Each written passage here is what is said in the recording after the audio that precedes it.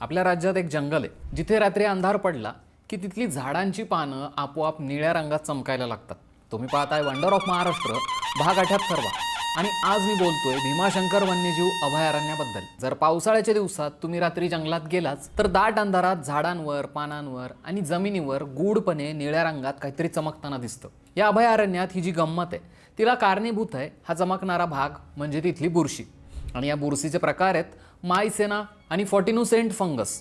मायसेना ही एक लहान नाजूक बुरशी आहे जी सामान्यतः कुजलेल्या लाकडांवर, झाडांवर किंवा झाडांच्या मुळांवर किंवा बायोटिक गोष्टींवर दिसून येते। या बुरशीमध्ये ल्युसिफिरेन नावाचं केमिकल आणि ल्युसिफेरेज नावाचं एन्झाईम असतं। जेव्हा हे केमिकल ऑक्सिजनच्या संपर्कात येतं तेव्हा एक केमिकल रिॲक्शन होते ज्यामुळे लाईट तयार होतो आणि तिथे प्रकाश निर्माण होतो। म्हणजेच या बुरशींमध्ये त्याच्या बायोटिक प्रोसेसमधून लाईट इमिट करण्याची क्षमता असते ज्याला बायोल्युमिनन्स असंही म्हणतात। ज्यामुळे रात्रीच्या वेळी अंधारात हिरवट आणि निळसर किंवा पिवळसर प्रकाशाने ते चमकतात, ज्यामुळे भीमाशंकरच्या जंगलात एक जादुई वातावरण तयार होतं।